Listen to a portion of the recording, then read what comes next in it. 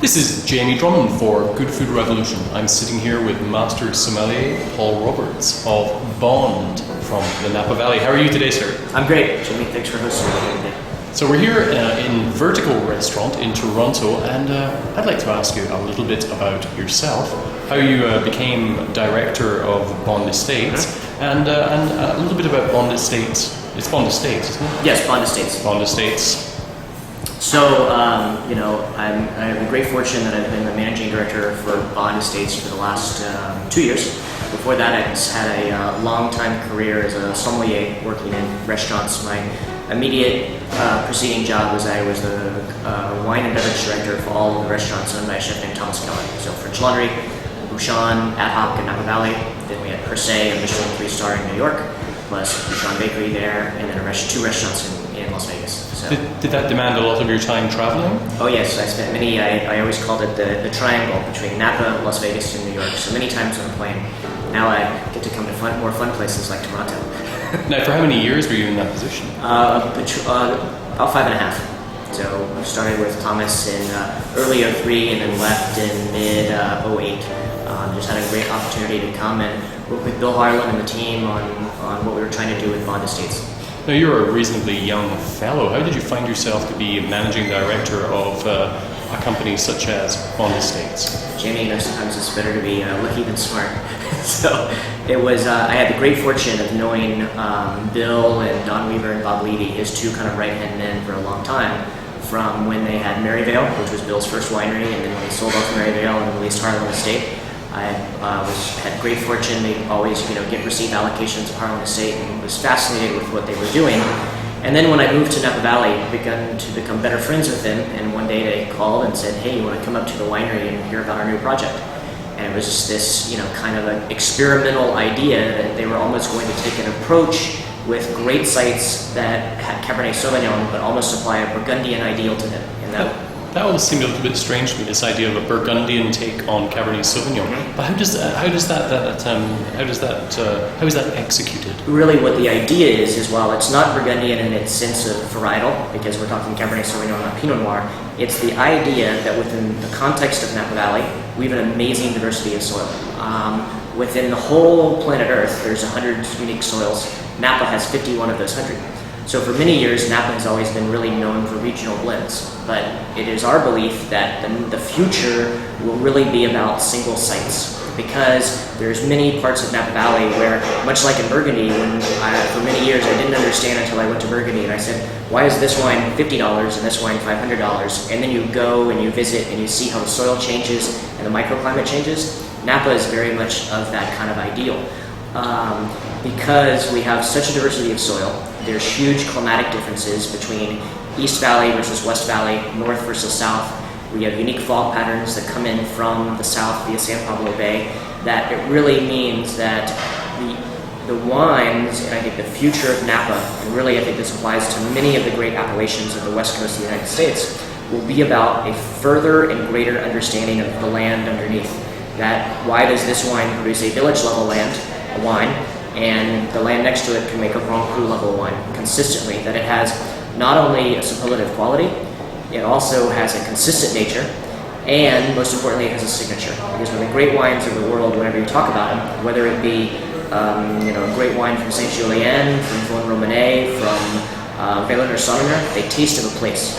That vintage and producer will allow you an interpretation, but the underlying story to be told is about Mother Rock, sense of place as it relates to soil and climate. And do you think that's going to be an educational process with the consumer? Oh, absolutely. I mean, sometimes is that we like to say that Bond is, it is a complex winery, because we are dealing with some things that, even as you mentioned, people don't always associate with the Napa Valley. It is an ideal that what we're trying to do is to say, if you come along the ride with us, we hope to educate you not simply about the wines of Bond Estates, the 5 wines that we say are our Grand Crus of the Napa Valley, but hopefully a better understanding of the Napa Valley as a whole. So it does call for some commitment on the part of the user, i.e. the drinker, is that we hope that with each one of the wines you can pull a cork, have a glass, and say, wow, this is an extraordinary example of wine, really textbook Napa Valley Cabernet. But then also, when you look at the portfolio as a whole, you will see that each wine is telling a particular story, not only about the land where these grapes come from, but also that part of Napa Valley. So we want people to be able to say, these are world-class examples of Cabernet Sauvignon, and that the more and more that you try them and you try the different crus, you will see that there's a story to be told. Because what we really did is almost this Burgundian ideal is we controlled the two major variables. We control the farming and we control the vinification. So the idea that our human interaction is to really raise as best we can the quality of the fruit, but not to let the underlying inherent nature of the land get confused by a human element. Where maybe one producer would do a longer fermentation or hotter, and somebody else does a shorter and cooler.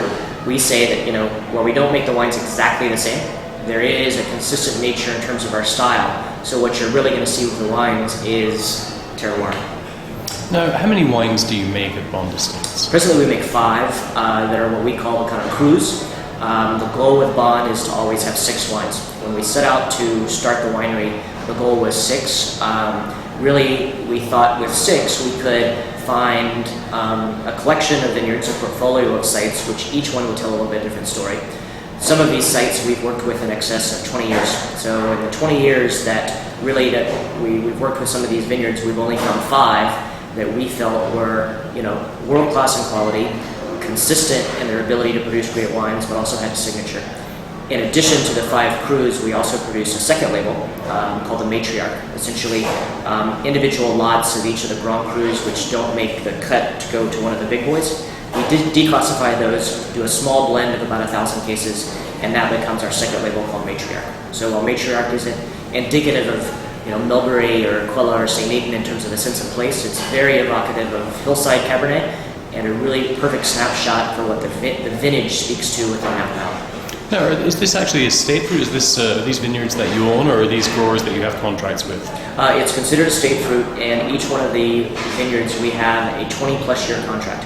When we were starting the process of Bond, we didn't have the cash to immediately buy all the vineyards. So what we've done is we've gone in terms of a relationship with the owners of the estates. And we essentially said, turn over your land to us, and while we don't have a physical title, turn over your land to us almost in the idea of where you have, like in Burgundy or even in Piedmont, a sharecropping agreement, where we farm it with the master plan, we vinify it to the same specifications that we use to our other winery, Harlan Estate. And then sometimes they will get a small portion of wine, but really what we also wanted to do is say, you are going to be incentivized as you go along this process with us. So we won't end up with a fractured relationship. These estate owners have complete trust in us and us in them, and we also have set up with these contracts, which are known as evergreen contracts, meaning they reset every year, an idea that in the future we will own them all. So we have right of first refusal to buy. So the long-term view is that slowly, deliberately, we will eventually own all these sites and then eventually find the 6th bond. Now, what do you think sets Bond Estates apart from many of the Cabernets that we have seen over the last 15, 20 years from the Napa Valley? I think there's a differentiation, but it's not so much of what sets it apart, because there's been some great wines produced. What we're trying to do is not just produce great wine. While that may sound kind of flip, the idea is we want to produce great wine that also has a sense of place. And if we only made one wine, you could get a sense of place, but you couldn't then understand the larger context of Napa as a whole. So what we're trying to do is to show that within the lens of these 5 sites, each one tastes different. They taste different because the underlying land, the terroir, is different. And I think that more than anything is that we faced a great renaissance in the early 90s to mid-90s with the movement that came along, where there was new ownership that came to Napa Valley, and they said, what we're really going to do is not simply focus on regional blends, but try to focus on individual sites. We'd done it in Napa Valley in the late 70s with wines like Diamond Creek, like Mayakama. Then we kind of had a period where a lot of Napa Valley was focused on regional blends. Regional blends are, I think they're very good, but can they always produce great, and can they always have a sense of place? We said, at the end of the day, we are hanging our hat that we think Napa Valley is one of the great appellations for Cabernet Sauvignon anywhere in the world. We have a responsibility to talk about a sense of place, not simply a commercial volume. So to get to where we are, we have now, through the 2010 vintage, which we're still almost finished with, but in the middle of, we will have vinified 72 different Cabernet Sauvignon vineyards over the last 30 years within Napa Valley. So it really allows us that we've had this great experience. And we've seen that Napa Valley essentially, just like you would almost say in Burgundian terms, there's village level land, there's Premier Cru level land, and there's Grand Cru level land. So if you have to say what makes us different, I think it's this idea of selection, and then a dedication to quality. Well, thank you very much for joining us here in Toronto today. I really appreciate your in-depth knowledge when it comes to Napa Valley wines, and I look forward to tasting the Bond Estates wines today. Great, thanks very much, Jamie. Thank you.